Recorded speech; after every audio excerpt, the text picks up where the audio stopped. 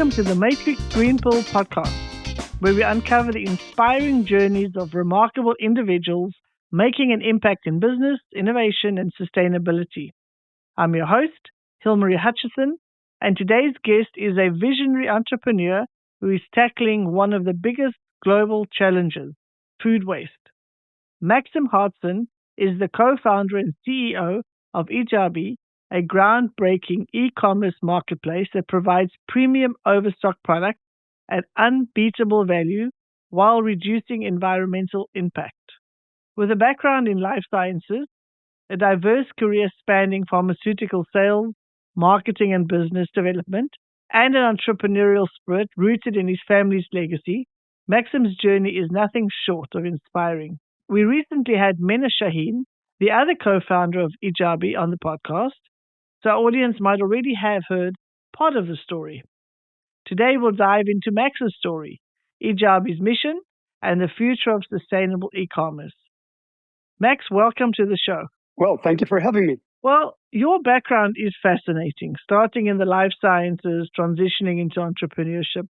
Can you take us through your journey and how you ended up here in the UAE? So my name's Max. I'm originally from the Netherlands. When I graduated from the university in Maastricht, I looked into a biomedical career and actually immediately ended up into the world of big pharma, where I started off as a medical researcher. After doing that a couple of years, it was actually the GM of the Dutch company who pulled me into the commercial organization. My background is very much scientific. However, there is some commercial entrepreneurial probably mindset running through my veins, and they probably picked up on that already. That was in the early 2000s, actually, so I'm already showing my age here. I started off in the Netherlands and taking the typical marketing sales career path within the organization. I wanted to go live and work abroad, which took me to the beautiful city of Madrid, where I spent 2 years overseeing a regional team in launching new products within the pharmaceutical industry. And then I moved to London for 2 years, where I worked for the local company, headquarters as they call it. Fantastic cultural experience as well. But I would say that my biggest cultural experience was in Tokyo in Japan. I would almost call that my second home, to be honest. I spent 7 years living in Tokyo, working with large Japanese teams within the commercial organization of various pharmaceutical and biotech companies. Within that corporate career is the UAE, where I had my last job overseeing the Gulf Cooperation Council, launching new innovative products, all in the biotech space, for instance, novel products for preventing and treating cancer, as an example. Amazing. Well, you've already had a fantastic career, really moving around the globe from one side to the other. I've heard really good things about living in Japan, so you have seconded that. So that's fantastic. You mentioned in your introduction there that entrepreneurship runs in your veins, and I know that has something to do with your grandfather also being an entrepreneur in the shoe business. How did growing up around that entrepreneurial mindset influence the way that you approach business today? That is an amazing question. And actually, we need to take a few steps back here, because it was my grandfather who learned the skills on the job, even though I was a very young boy. We're talking the early 1980s, to be honest. My parents told me, and typically for my generation, I would say, go to university, go and graduate, move into a big, large corporation, and work your way up so that you get your steady pay slip every month and you live the life. And that's how I went about. I mean, my parents were obviously great examples for me. But it was always something from day one that kept pushing me in another space. I already spoke about my former career in the big corporate world, but it was only in that big corporate world where I always saw the limited opportunities that were available, either for my personal career path, because obviously taking the journey like the one I did is not very common. I still think for the organization I worked for in the Netherlands, I'm still the only person who ever moved to Japan, as an example. So I always saw the opportunities within the career path, but also in business. I always looked at different ways to get products promoted, faster ways to boost turnover. Going back to my grandfather, I really admired him because obviously back in the day, he started his business, I think, in the 1940s, 50s. It's a long time ago now. Obviously, no technology available. E-commerce didn't, of course, not exist at all. So it was all good old-fashioned, going on road trips, basically passing by farmers because we lived in a rural area. And I remember as a very young boy jumping with him in the little van and just knocking on doors. And it was such an amazing experience because you never knew who you were going to meet. You never knew what the response would be. It's basically what I today would understand as, cold calling or cold sales, which is one of the most difficult things to do. My grandfather was a very charismatic person, and that definitely helped. Still was really very young, but it really planted a seed back in my brain and my being. And hence the fact that I made that big move away from a very, very secure career living the typical expat life. I made a very bold decision to follow my heart and to follow the feelings that drive me and that make me happy. Well, believe me that, and I'm sure you will ask me a question about that as well, this type of shifts are not for the faint-hearted, let me put it that way. It's very scary to leave something secure, as your parents did, that stable paycheck, to leave that and to follow your heart, to follow a journey that you believe in. But it doesn't have that paycheck at the end of the month. You're the one that needs to write the paycheck. So it is a scary shift to make. There's no doubt. Absolutely. Spot on. I love the story you told about your grandpa and that he took you cold calling from farm to farm. That's brilliant. He also taught you gumption, that it's not easy because, as you say, it's one of the hardest things to do. But there he was showing you the way to go. But at the same time, he must have had a lot of self-fulfillment in that he was doing something that he wanted to do and following his heart in being an entrepreneur.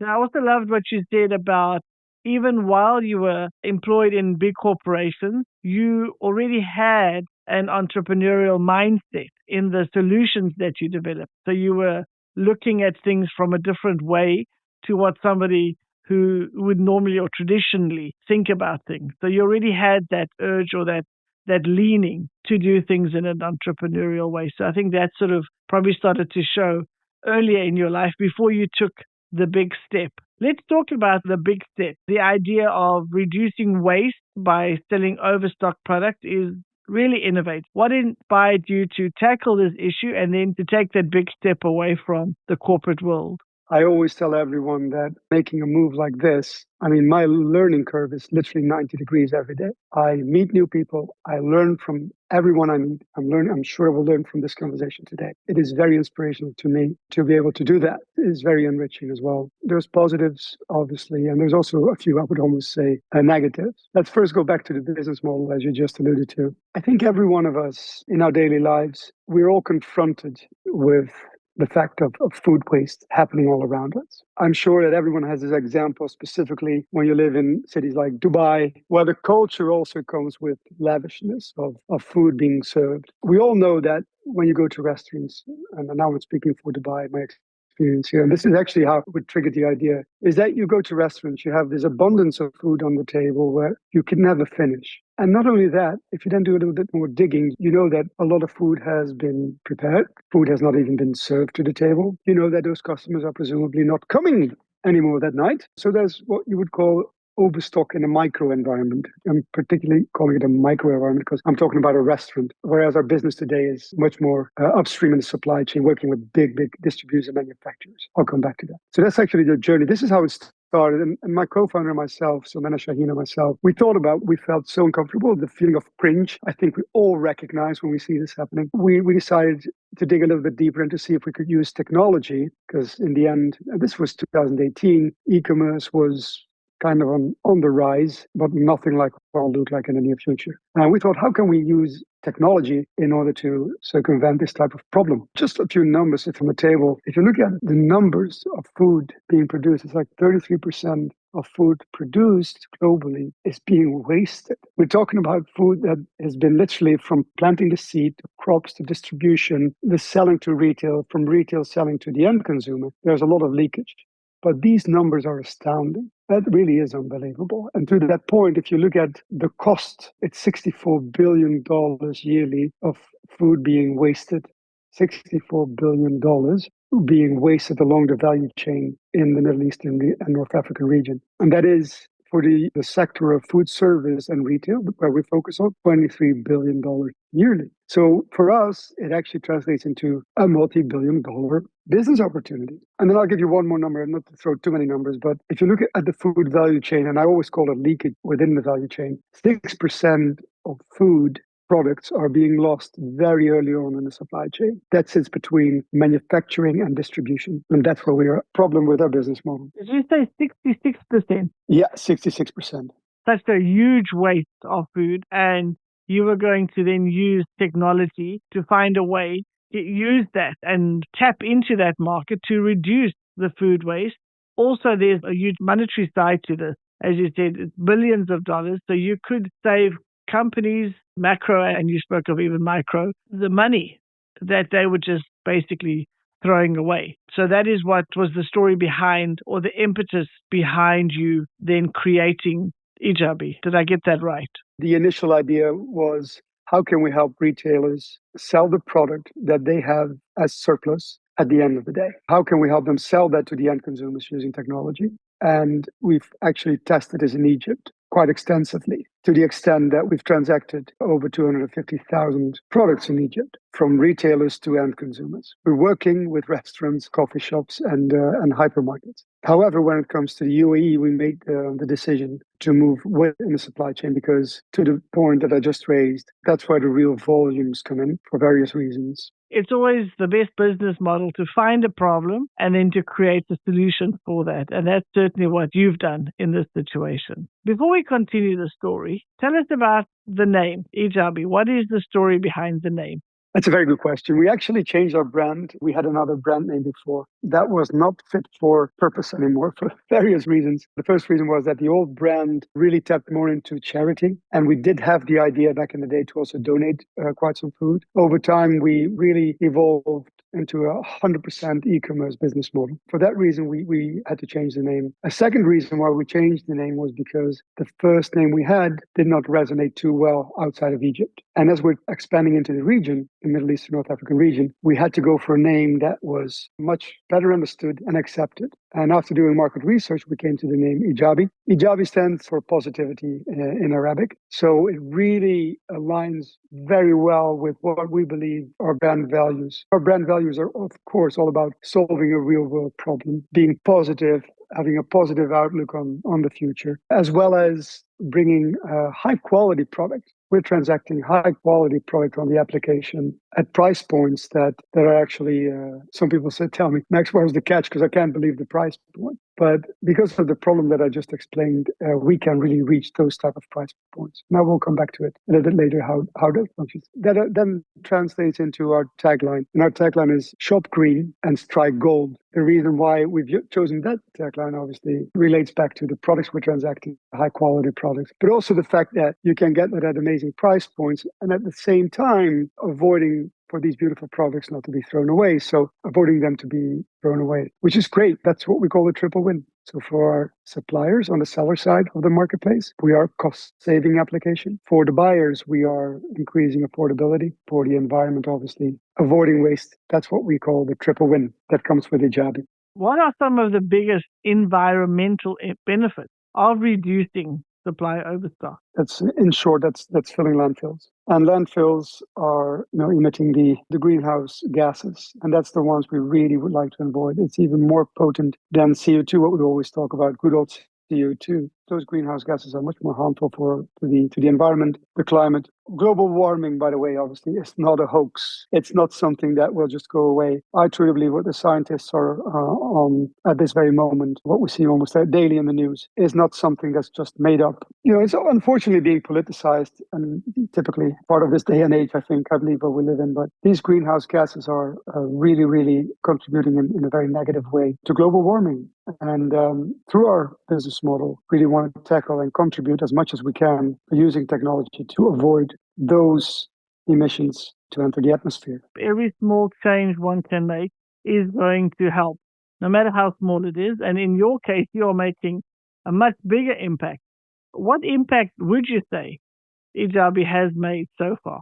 As I said, we are a real 100% e-commerce business. So we also have investors, and investors look at two things. What is your turnover? What is your typically annual recurring revenue, the good old ARR? And there are a few KPIs that come in with that, typically in a marketplace model that we are direct to consumer, B2C. There are a few markers that we always need to look into. Is like, what is your customer acquisition cost? What is the customer lifetime? How many times are they coming back? to order again. So those are more of the commercial milestones that I think everyone would understand when you're running a commercial business like ours. But there's also the interesting point of impact. And we're measuring impact in various ways. The first one is calculating CO2 emissions. We do that through working with third parties. I'm currently talking to another startup that have built an enormous database using AI, obviously, to accurately calculate the CO2 numbers related to products. And that starts from what they would call scope 1, 2, and 3 within that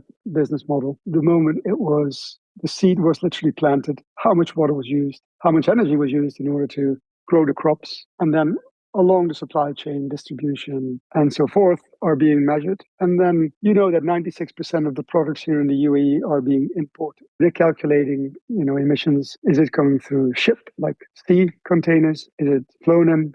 Or is it coming through road? They cover all of these elements. And that's what we're integrating into our model as well. That's the beauty of tech, So it's all about measuring the individual CO2 footprint, because we really can drill it down to an individual who is ordering from eJaby. So when you order from eJaby, you will be able to see how much money you've saved. And at the same time, you're able to see how much CO2 you've avoided entering the atmosphere. So when somebody makes a purchase on the app, they actually get to see that immediately. Absolutely. They can see that. Yeah. Yeah, I know Mena unpacked or Mena told us a little bit about the app at the time when we interviewed her. Just for those listeners that might not have heard that episode, can you sort of just explain and unpack the app for us a bit more and how technology is playing such a big part in what you do? Let me take one step back on how important technology is nowadays. And that is something that I really want to talk about, which is e-commerce and the evolution of e-commerce. I think we're all quite familiar with what e-commerce stands for. I can just quickly repeat it here as well. So e-commerce really relies on technology and digital platforms, including websites, mobile apps, social media, in order to make buying and selling possible. And typically it's an exchange of goods and services on the platform. And we are nothing short of that. So we are really what I would say a marketplace model. So we've got a seller side and a buyer side. Now, the importance of e-commerce, and that's one thing that I really wanted to also relay here, is that the evolution of e-commerce has been massive, especially post-COVID. We've seen tremendous numbers for the region. So we know that the market size value for the MENA region, at least North African region, at this moment is over $1 billion at the moment. And here's a moment that we really need to hold ourselves, because within 5 years, it's expected to reach more than $11 billion of market cap. So that means that the e-commerce is evolving with a CAGR of almost 15% over the next 5 years.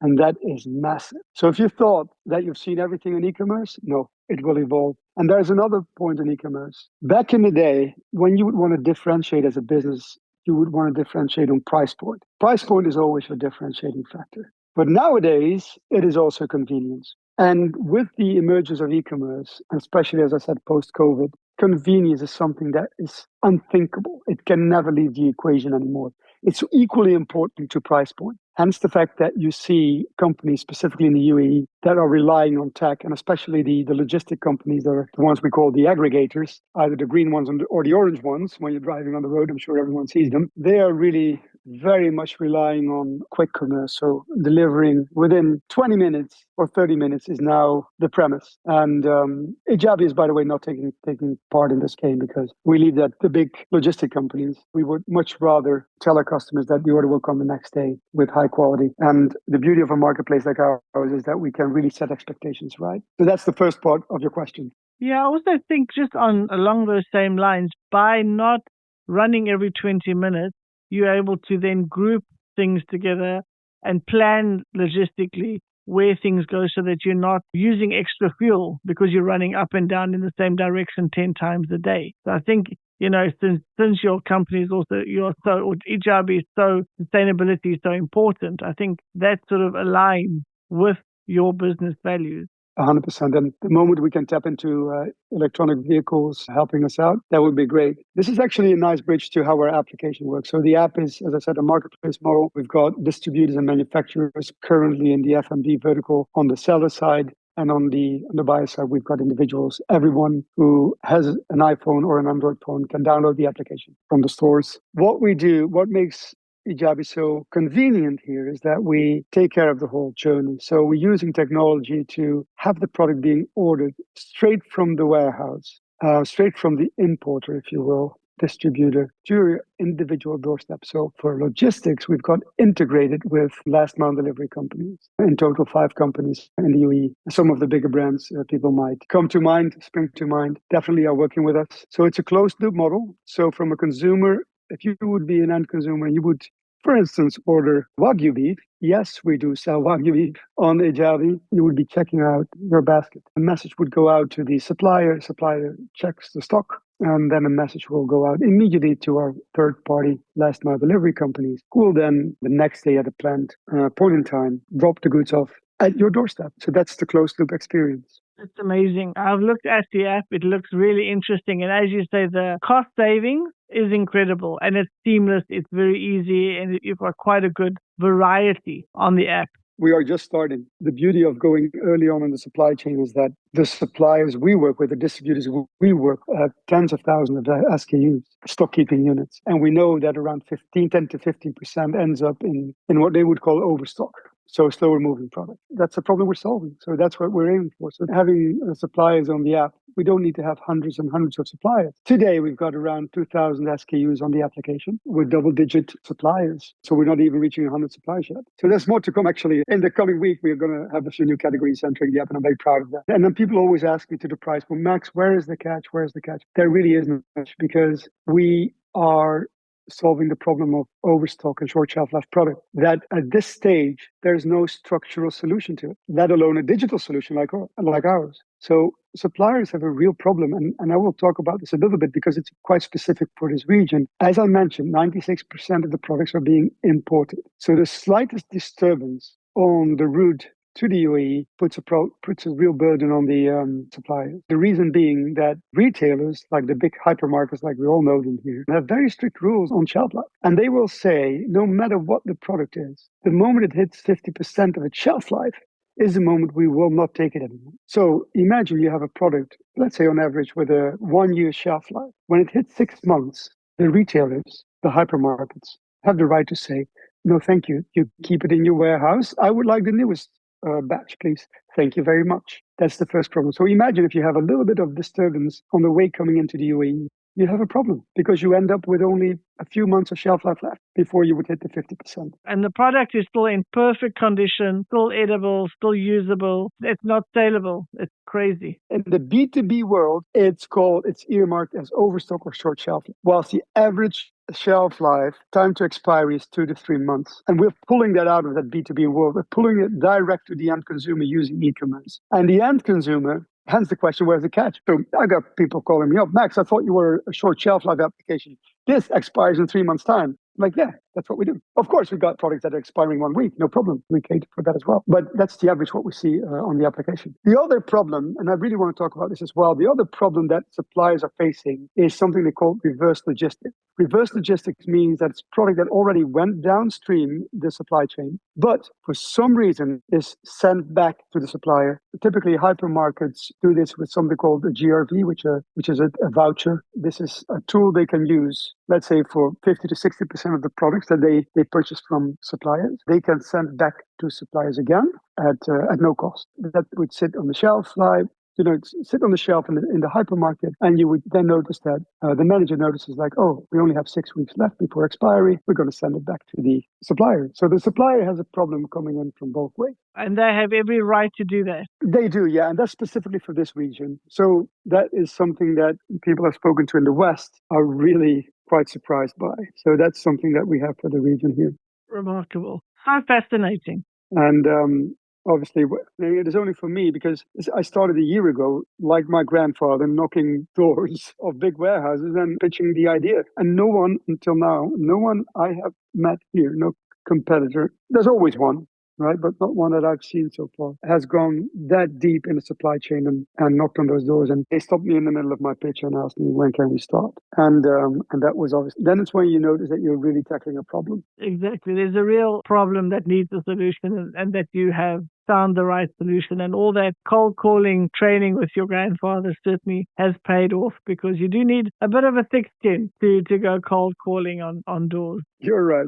Running a business is never easy, especially one that involves multiple stakeholders, supply chain logistics. What have been some of the biggest challenges in building eJaby? Well, obviously we're a tech company in its core. So building the technology is another fascinating journey. What I would say is that it obviously never really ends, because as you grow, you want your technology to scale and we were looking into ways to do that in the most cost efficient manner. And therefore we're working with a few developers. And that in itself is always a challenge, because I'm coming back to the convenience I spoke about before, specifically here in the UAE. The end consumer, because we're pretty ballsy, if I would say, quite courageous to go all the way direct to consumer as we are doing, because consumers are used to tremendous levels, the highest levels, I would say, almost of convenience, specifically here in the UAE. And we already spoke about the quick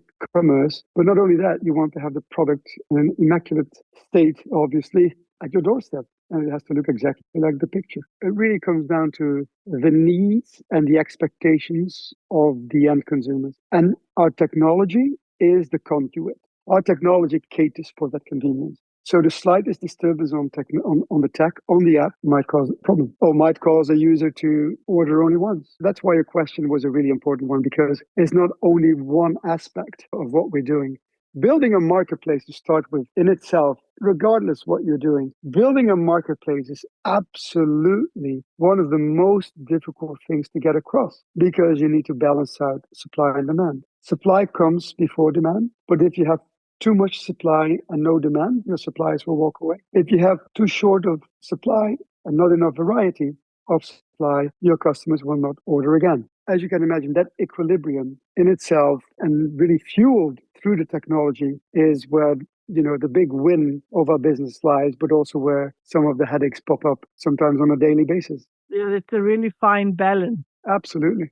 Very fascinating. Amazing that you've come up with a solution. It's absolutely brilliant. As I say, the app is pretty easy to use and you can save a lot of money. So this is a no-brainer for consumers, and it's a solution for suppliers, for warehouses. So absolutely fantastic. Well done on coming up with this idea, and to both of you, of course. It's excellent to see a new solution. It's not just the same old, same old. It's something so new in the marketplace. So well done on creating this. Yeah, there's one thing I wanted to add. You just reminded me of something. I spoke to a supplier once, and the supplier told me, Max, you must have been amazing holiday when you came up with this solution. And I started laughing. I'm like, I don't even recall when I had my last holiday to start with. Second, you only come to these type of solutions after making 100,000 mistakes, because it's through mistakes that you learn and you change and come to the solution. And I really wanted to reiterate that here as well. There's no straight path to success. For sure, you've got to make a lot of mistakes before you see the successes. As long as the successes are more than the mistakes, then you come out at the top. That's the positive news at the end of the day. Or expect some hard days, but for sure, at the end of the day, you've created something absolutely fantastic, solves the problem, and also is so positive for the environment and the amount of stock and wastage that you're able to stop. Now we've come to the segment of our show where I would like to ask you some rapid fire questions, our version of a game show. Are you ready? I'm ready. So we're going to try for short answers if we can on this segment. You've lived and worked in multiple countries, including Japan, the UK, the UAE you've mentioned, Portugal as well. How have these diverse cultures and experiences shaped your leadership style and approach? Massively. Always ask me, what have you learned? And I always say I've learned the most about myself. The extreme cultures I've lived, I've worked, and I've actually led people through is just astound me. I can go on and on and on about my experience. Maybe I should write a book about it, but it could be almost more bipolar to work in Japan, work with people who are not expressing their feelings at all, are very much risk averse, avoiding confrontations, and emotionally unexpressive. These are the Japanese. And if you then go to the Middle East, you are talking to emotionally very expressive people, working with people that are definitely up for a confrontation. So managing Japanese and then Egyptians, that difference, just to talk about Egyptians, there are obviously more in the region, it couldn't almost be more of a contrast. So it has shaped my leadership style a lot, in the sense that I'm really trying to understand people from a culture aspect better before I would start making my decisions. Reading the air is a skill you picked up in Japan. Can you explain what that means and how it has influenced your ability to navigate business relationships? Yeah, that's something that I learned in Japan. If you would translate, it's like kuki uyomu, which means reading the air. And that's something I've learned working with Japanese. They sometimes ask me, and that was a real compliment, Max, do you have some Japanese roots? You are like a Japanese. That actually already catches the whole thing of reading the air. You need to be able to understand the atmosphere, either in a meeting room or in direct face-to-face business conversations, or even over video or phone calls. Trying to understand and feel what the other party needs is something that throughout my career, and I probably already have it almost inherited. Here we go again, but I probably have it already. I'm blessed basically to have that in my veins, to kind of understand the situation very quickly. But it really brought patience, and with patience also comes gravitas in leadership. Reading the room quickly can really help you to come to the right solutions by asking people to step forward and really give their answers or their views from their heart. And that's the way I go about leadership. So I would definitely fall into more of a transformational leadership style. What advice would you give to an aspiring entrepreneur who wants to build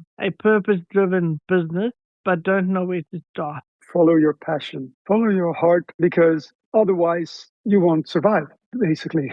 Passion is the most important stepping stone from my point of view. Resilience is another very important trait. Passion plus resilience. Obviously, passion is important because that's your daily drive, but you need to be resilient. And that resilience comes on each and every level. You need to have that on each and every level. On your minimal viable product, as ideation, minimal viable product, and your potential product market fit. You need to be resilient. You will receive 100 no's until you receive your first yes. And either that be on with your consumers, with your customers, or with your investors, or even bouncing off ideas with your co-founders. It is resilience and passion are the two keywords I would use for now. And it actually doesn't really matter if it is impact related or not. These are some traits that you really need to master. One other thing I really would want to tell entrepreneurs: do not go and start a business and think, I'll be a multi-millionaire in a few years' time. Even to the next extent, don't go and start a business with the monetary view only in your mind. You need to really build something. And whilst you're building something, the value, the turnover, the ARR will come. But don't go about thinking that I will be, a multimillionaire next year, and that's how we're going to do it. It is actually the other way around. So you really need to be patient and build on your ideas and be open to learn being patient and resilient. Excellent advice. I've heard that several times from entrepreneurs. If your goal is just to make money, you're going to come up short because there's no money in the beginning. You've got to have passion. You've got to work hard. Exactly. And when you're doing it for the right reason, it's going to come. But that cannot be the thing that drives you because it just is not going to work. So excellent advice. Can you give us one word that describes your entrepreneurial journey? Curiosity. Well, interesting. What is your go-to method for staying productive? Always celebrate incremental wins. Do not take them for granted. It is something that you worked for very, very hard and passionately. And do not just step over it. Celebrate those moments, even if it is signing a contract with, in my case, with a new supplier. These are very important stepping stones. If you do not do this, you will not be able to keep your head above the water. What is one thing you do every day, no matter how busy you get? Exercise. Well, thank you for playing along. That was the end of the game show. It was a bit longer than usual, but you did well, and it wasn't too difficult. Now, I would like to ask you our signature question. What was your green pill moment, the action or event that was the turning point for you or your career? It was a moment I realized that I did not belong in the corporate world anymore. I've reached my position as a vice president within the big organizations, and I found myself sitting day in, day out in meeting rooms with or without windows, looking at massive Excel sheets, discussing numbers behind the comma. I remember then that I've lost every bit of fun. That was for me the turning point, and I presumably should have done that a few years earlier. Well, clearly you made the right decision in taking that leap of faith and starting eJaby. You've had fantastic success. You're doing really well. And I'm so happy that both you and Minna have been on the podcast. Thank you for taking the time to be here and for telling us about your incredible journey. It's clearly changing. eJaby is changing the way people shop and also making a real impact on the environment in a really positive way. So thank you again for sharing your insights and experiences with us today. Well, thank you very much for having me. It was great. Before we wrap up, where can our listeners connect with you and learn more about eJaby? Come to our website, www.ejaby.io, and you will find all the answers to your questions. Brilliant. Again, thank you so much for being here today. I wish you and eJaby all the very best. Thank you very much. And again, thanks for having me. And to our listeners, thank you for tuning in to another episode of the Matrix Green Pill podcast. If you enjoyed this conversation, don't forget to subscribe, leave us a 5-star review, and stay connected for more inspiring stories. Until next time, keep innovating and making a difference. If you enjoy our conversations, please like and subscribe. See you next Wednesday.